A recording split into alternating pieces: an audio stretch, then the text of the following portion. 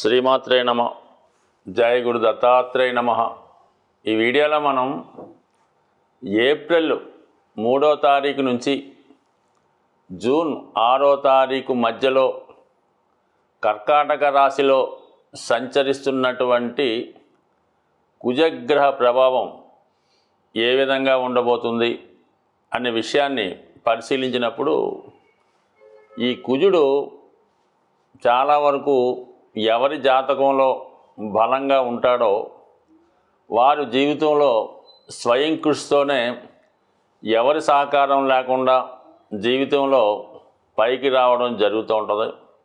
ధనుస్సు రాశి వారికి కర్కాటక రాశిలో 65 రోజుల పాటు సంచరించబోతున్నటువంటి కుజగ్రహ ప్రభావం ఈ రాశి వారి మీద ఏ విధంగా ఉండబోతుంది అని పరిశీలించినప్పుడు మరి ఈ రాశి వారికి కుజుడు మిత్రగ్రహం, ఒక విధంగా వ్యయాధిపతిగా అష్టమ స్థాన సంచారం అన్నది ఈ రాశి వారికి ఒక విపరీత రాజయోగాన్ని కలగజేయడం జరుగుతూ ఉంటుంది. ఏదన్నా మైనస్ ప్లస్ లాగా మరి ఈ రాశి వారికి అష్టమ భావంలో ఈ కుజగ్రహ సంచారం ఒకేసారి కొన్ని ఆకస్మిక సంఘటనలు అనుకూలంగాను ప్రతికూలంగాను జరిగే అవకాశం ఉన్నది.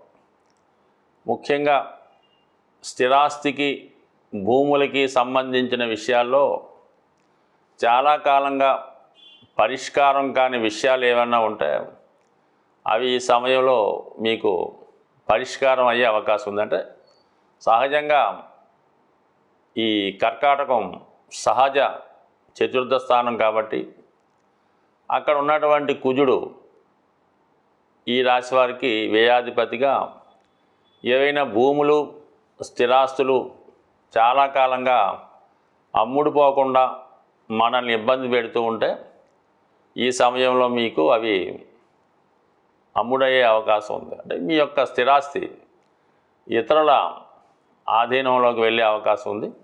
అది కొంతమందికి పాజిటివ్గాను నెగిటివ్గా కూడా ఉండే అవకాశం ఉంది. లేదా ఇతరుల ఆధీనంలో ఉన్నటువంటి ఆస్తి మీకు నిజంగా రావాల్సి ఉంటే కంపల్సరిగా ఈ సమయంలో మీకు రావడం జరుగుతూ ఉంటుంది. అయితే మీ యొక్క ఆలోచనలు ఏదైతే మీరు ఒక కార్యక్రమాన్ని ఒక ప్రాజెక్టుని చేపడదాం అనుకుంటున్నారో అది కొంతకాలం పాటు వాయిదా వేసుకోవడం మంచిది.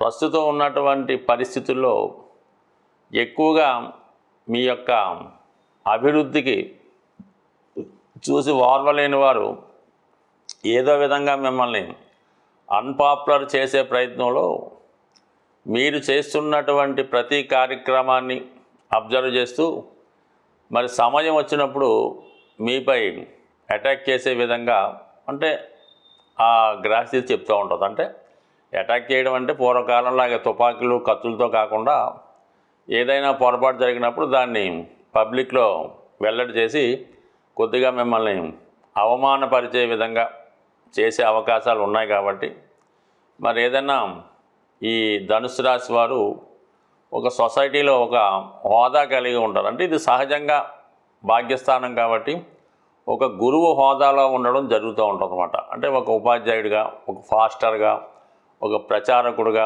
ఒక దైవ మార్గం వెళ్ళే వ్యక్తిగా, 10 మందిని మంచి మార్గంలో పెట్టే వ్యక్తిగా ఒక గురువు హోదాలో ఒక మంచి హోదా కలిగి ఉంటారు. అంటే వీళ్ళు పబ్లిక్లో కొన్ని కార్యక్రమాలు చేసినప్పుడు వాటిని ఇతరులు కూడా అనుసరించే అవకాశం ఉంటుంది. కాబట్టి మరి గురువు హోదా కలిగినటువంటి మీరు కొన్ని విషయాలకి దూరంగా ఉండవలసి ఉంటుంది. కొన్ని విషయాలు కంపల్సరిగా సమాజం కోసమో చుట్టుపక్కల ఉన్నవారి కోసమో చేయవలసి ఉంటుంది. ముఖ్యంగా ధర్మ కార్యక్రమాలు కరెక్ట్గా నెరవేర్చడం, అలాగే కొన్ని పాటించవలసిన నియమాలు కంపల్సరిగా పాటించవలసి ఉంటుంది.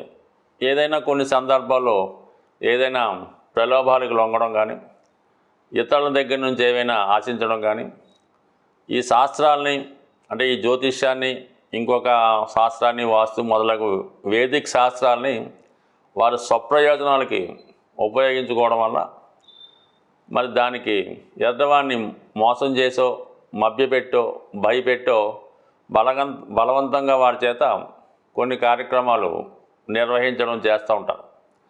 దాని ద్వారా వచ్చిన ధనం తాత్కాలికంగా అది ఉపయోగపడినప్పుడు కూడా తర్వాత దాని పర్యవసానం జాతకుడు ఇబ్బంది పడవలసి రావడం, దాని కారణంగా కొంత అప్రతిష్ట పాలవ్వడం, తర్వాత నేమ్ అండ్ ఫేమ్కి ఇబ్బంది కలగడం, సొసైటీలో తన మంచి పేరు పోగొట్టుకొని ఏదో వేరే కార్యక్రమాలు చేసే విధంగా ముద్రపడడం జరుగుతుంటుంది. కాబట్టి మరి ఈ సమయంలో ఈ కుజగ్రహ సంచార సమయంలో చాలా నిజాయితీగా వ్యవహరిస్తూ స్వప్రయోజనాలే కాకుండా లోక శ్రేయస్సు కోసం ప్రజా శ్రేయస్సు కోసం పనిచేయడం వల్ల కంపల్సరీగా మీకు తర్వాత ఒక మంచి నేమ్ కలిగే అవకాశం ఉంది. అయితే మరి కొన్ని విపరీత పరిస్థితుల ద్వారా మీరు ఏదైనా ఒక డాక్టరేట్ డిగ్రీ కానీ పిహెచ్డి కానీ అటువంటి విలువైనటువంటి బహుమతులు సడన్గా మీకు రావడం కానీ, లేదా ఒక ప్రభుత్వం ద్వారా ఒక ప్రైజ్ కానీ ఒక భూమి కానీ మీకు బహుమతిగా సడన్గా రావడం జరుగుతూ ఉంటుంది. లేదన్నా ఒక అధికార హోదా లాంటిది కూడా, ఒక నామినేటెడ్ పోస్ట్ లాంటిది కూడా ఈ సమయంలో రావచ్చు. బట్ ఏదైనా అది ప్రజాశ్రేయస్సుకి సంబంధించినది ఉంటుంది. స్వలాభానికి కొద్దిగా దూరంగా ఉండే అవకాశం ఉంటుంది. బట్ ఏదైనా ఈ రాశివారి సమయంలో చాలా జాగ్రత్తగా మన ధర్మానికి లోబడి ఉండడం వల్ల చాలా వరకు ఫ్యూచర్లో ఉపయోగపడే విధంగా మంచి పేరు మీకు వచ్చే అవకాశం ఉన్నది. కుజుడితో పాటు రవిగ్రహం కూడా బలంగా ఉంటేనే కుజుడు ఇంకా తన యొక్క ఫలితాన్ని చాలా పవర్ఫుల్గా ఇవ్వడం జరుగుతూ ఉంటుంది. అంటే ఒక రాజ్యంలో రాజు ఎంత బలవంతుడై ఉంటే ఈ సైన్యాధ్యక్షుడు కూడా అంత పవర్ని కలిగి ఉంటాడు. కాబట్టి కామన్గా ఈ కుజుడు రవి యొక్క బలాన్ని బట్టి జాతకంలో పనిచేయడం జరుగుతూ ఉంటుంది. జాతకుడికి కానీ ఎవరికైనా అశాంతికి కారణాలు కామ క్రోధ లోభాలని, వీటి వల్లే ప్రతి ఒడు అశాంతికి లోనవుతుంటాడు. అయితే కామానికి శుక్రుడు కారణమైన అతి కామానికి కుజగ్రహం కారణం అవుతూ ఉంటాడు. అంటే కామం అంటే ఒకే అర్థం కాదు, ఏదైనా సంపాదన, ఎసెట్ సంపాదించుకోవడం, ధనం సంపాదించడం, ఇవన్నీ కూడా దాని కిందకే రావడం జరుగుతూ ఉంటుంది. లోభం అన్నది ఏంటంటే అది పిసనారితనం. మనం ఇవ్వడం తప్పనిసరిగా ఉన్నప్పటికీ కూడా పక్కవాడి చేత కూడా ఖర్చు పెట్టకుండా, మనము ఖర్చు పెట్టకుండా పొదుపుగా వాడడం, లోభం అన్నది చాలా వరకు కూడా కారణం అవుతుంటుంది. దానికి బుధుడు కారణం అవుతూ ఉంటాడు. ఎక్కువగా క్రోధం, దాన్నే కోపం అంటూ ఉంటారు. ఈ కుజుడు జాతకంలో బలహీనంగా ఉన్న, పాపగ్రహాలతో కలిసి ఉన్న, క్రోధం కారణంగా, అతి కోపం కారణంగా చాలా వరకు తను సంపాదించినటువంటి పుణ్యాన్ని, మంచి పేరుని, ధనాన్ని, ఆస్తిని కోల్పోయి చాలా వరకు పతనావస్థకి వెళ్ళడానికి కారణమవుతుంటారు. ఇది కామన్గా ఈ క్రోధం ఎక్కువ అవడం వల్ల అటు మహాభారతంలో ఈ దుర్యోధనుడు అవ్వచ్చు, అలాగే రావణాసురుడు అవ్వచ్చు, ఈ విధంగా ప్రముఖ వీళ్ళంతా కూడా ఈ రాక్షస వర్గానికి చెందినటువంటి రావణాసురుడు, అలాగే కంసుడు, బలిచక్రవర్తి, వీళ్ళంతా కూడా ఈ క్రోధం కారణంగా మరి వాళ్ళు మంచి వాని చేతిలో మరణం పొందినప్పుడు కూడా అది ఒక విధంగా మనకి ఒక మెసేజ్ లాగా చెప్పడం జరుగుతూ ఉంటుంది.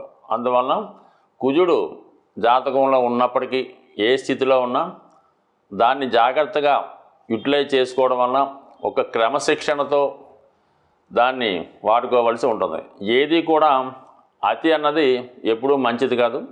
కానీ కంపల్సరిగా ఒక జాతకుడు స్వతంత్రంగా ఎవరి మీద ఆధారపడకుండా నిలబడాలన్నా, తన యొక్క జీవితానికి సరిపోయినటువంటి ధనం, ఆస్తి సంపాదించుకోవాలన్నా, తన వారికి లోటు లేకుండా చూడాలన్నా, ముఖ్యంగా వివాహ జీవితం సంపూర్ణంగా ఆనందంగా ఉండాలన్నా అటు ఆడవారి జాతకంలోనూ ఈ మగవారి జాతకంలో కూడా సోకాళ్ళగా వివాహ పొంతను చూసినప్పుడు ఈ కుజుని యొక్క, అంటే దాన్నే కుజదోషం అంటూ ఉంటారు, కుజుడు ఉన్న స్థానాలను బట్టి ఇద్దరికి వివాహ పొంతన ఉన్నదా లేదా అన్నది కూడా మెయిన్గా కుజగ్రహ స్థితిని బట్టే పరిశీలించడం జరుగుతూ ఉంటుంది.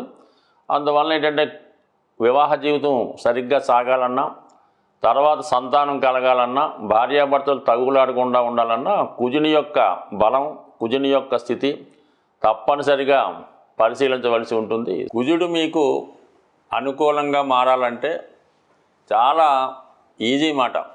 కుజుడు తొందరగా అనుగ్రహించే గ్రహం కాబట్టి కుజగ్రహం మీకు అనుకూలించాలంటే సాధ్యమైనంత వరకు మీరు ఈ మంగళవారం రోజు హనుమాన్ చాలీసా పారాయణ వల్ల, హనుమాన్ని పూజించడం వల్ల, మంగళవారం నియమంగా ఉండడం వల్ల చాలా వరకు మీరు కుజుని యొక్క అనుగ్రహానికి పాత్రలవుతుంటారు.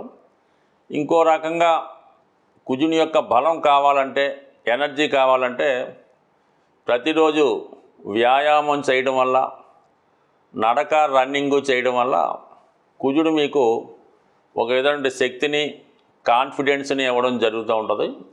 మరి ఇంకా ఎక్కువ కుజుని యొక్క శక్తి కావాలనుకున్నవారు ఏదైనా ఒక జిమ్ ట్రైనర్ ద్వారా ఆ ప్రయత్నం చేయడం వల్ల ముఖ్యంగా కాన్ఫిడెన్స్ పెరుగుతూ ఉంటుంది. ముఖ్యంగా ఎవరైతే నిరుద్యోగులుగా ఉంటారో వాళ్ళు ఏంటంటే ఈ వ్యాయామం, ఫిజికల్ ఫిట్నెస్ ద్వారా చేసుకుంటే అటు ఇంటర్వ్యూలో నెగ్గడానికి కానీ, కాంపిటేటివ్గా ఏ పనైనా చేయడానికి కారణం అవుతూ ఉంటుంది. కాబట్టి యువకులు, ఉత్సాహవంతులు ఆ విధంగా చేయొచ్చు. ఎక్కువగా స్త్రీలు హనుమంతుణ్ణి, సుబ్రహ్మణ్య స్వామిని పూజించుకోవడం, మంగళవారం నియమంగా ఉండడం వల్ల చాలా వరకు మీకు ఈ కుజగ్రహ అనుగ్రహం లభిస్తూ ఉంటుంది. దాని తర్వాత మనం చాలా విషయాల్లో ఓడిపోతున్నాం, ఏదన్నా ఒక భూమి కొనాలంటే అవ్వడం లేదు, అప్పులు తీరడం లేదు అనుకున్న వాళ్ళు కుజుని యొక్క అనుగ్రహం బలంగా ఉన్నవారితో మీరు స్నేహం చేయవలసి ఉంటుంది. అంటే ఆ కుజగ్రహం అనుగ్రహం ఎవరి మీద ఉంటుందంటే కేవలం ఈ యూనిఫారం వేసుకొని విధి నిర్వహణ చేస్తూ ఉంటారు కదా, ఎక్కువగా ఈ ఫారెస్ట్ డిపార్ట్మెంటు, ఈ పోలీస్ డిపార్ట్మెంటు, ఎక్సైజ్ డిపార్ట్మెంట్ వారితో, అందులో మీకు ఏదైనా దగ్గర బంధుత్వం, స్నేహం మీతో చదువుకున్న వాళ్ళు ఉంటే వాళ్ళతో ఎక్కువ ఫ్రెండ్షిప్ చేయడం వల్ల, వాళ్ళతో రెగ్యులర్గా మీకు టచ్లో ఉండడం వల్ల ఏమవుతుందంటే ఆటోమేటిక్గా మీలో ఉన్నటువంటి కుజుడు యాక్టివేట్ అవ్వడం ద్వారా కుజుని యొక్క బలం పెరగడం జరుగుతూ ఉంటుంది. ఇక అన్ని రకాలుగా సమస్యలు అంటే వివాహ సమస్యతో ఉన్నవారు ఆంజనేయ స్వామిని తమలపాకులతో పూజ చేయవలసి ఉంటుంది. రుణ బాధలు ఉన్నవాళ్ళు ఆంజనేయ స్వామిని సింధూరంతో పూజ చేయవలసి ఉంటుంది. అంటే ఎదటివాడి యొక్క ఈర్ష్యకి, అసూయకి గురైన వాళ్ళు, పెద్ద పెద్ద ప్రాజెక్టులు పెట్టుకొని వాటిని పూర్తి చేయాలనుకున్నవారు ఆంజనేయ స్వామికి వడమాల సమర్పించడం ద్వారా, అలాగే శత్రుబాధలు పోవాలనుకున్నవారు ఆంజనేయ స్వామికి నిమ్మకాయల దండ, సంతానం కావాలనుకున్నవారు ఆంజనేయ స్వామికి వడమాల, ఈ విధంగా ప్రతిదానికి కూడా ఈ స్వామివారి దగ్గర పరిహారాలు ఉన్నాయి. అవి నమ్మకంతో చేయవలసి ఉంటుంది, మన శక్తి కొలది చేయవలసి ఉంటుంది. అంటే శక్తి కొలది అన్నప్పుడు ఎలా ఉంటుందంటే ఏదో చిన్న విద్యార్థి ఉన్నాడు, చాలా పేద కుటుంబం, వాడు ఏదో కొద్దిగా ఒక 21 తమలపాకులతో పూజ అయినా సరిపోతుంది. మనం బాగా ధనవంతులం, నెలకు 3-4 లక్షలు సంపాదిస్తాం అనుకున్న వాళ్ళు వాడు 108 తమలపాకులు కాకుండా ఒక తమలపాకుల బుట్ట, దాంతో అభిషేకం చేయడం వల్ల, అంటే వాళ్ళ శక్తి కొలది చేయడం అంటే ఇదే అర్థం అన్నమాట. దానివల్ల అలా చేయాలి తప్ప అది మనం ఒకరితో పోల్చుకోకుండా మన శక్తి ఎంతవరకు అనుకరిస్తుందో మనస్ఫూర్తిగా ఏదైనా ఇటువంటి పరిహారం మీరు చేయడం వల్ల శీఘ్రంగా మీకు స్వామి యొక్క అనుగ్రహం లభించే అవకాశం ఉంది. బట్ ఏదైనా భూమి దక్కాలంటే ఆంజనేయ స్వామి అనుగ్రహం తప్పనిసరిగా ఉండాలి. కాబట్టి సాధ్యమైనంత వరకు ఈ భూమి కావాలనుకున్న వాళ్ళు ఆంజనేయ స్వామిని పూజించుకోవడం, కుజగ్రహ అనుగ్రహం కోసం మంగళవారం నియమంగా ఉంటూ, మరి ఈ మధ్యకాలంలో వస్తున్నటువంటి ఈ కరుంగలి మాల ధరించడం వల్ల కానీ, 3 ముఖాల రుద్రాక్ష ధరించడం వల్ల కానీ, లేదంటే ఈ పగడం, మంచి జాతి పగడం దొరికినప్పుడు దాన్ని ఉంగరంగా ధరించడం వల్ల కానీ, లేదా ఇవన్నీ కానప్పుడు కాపర్తో తయారు చేసినటువంటి కడియం కానీ ఉంగరం కానీ ధరించడం వల్ల, రాగి గ్లాసులో వాటర్ తాగడం వల్ల, రాగి పాత్రలు ఉపయోగించడం వల్ల కూడా కుజగ్రహ అనుగ్రహం ఉంది. కుజగ్రహం అనుగ్రహం ఉన్నవాడికి రుణాలు అయితే ఉండవు. స్వస్తి.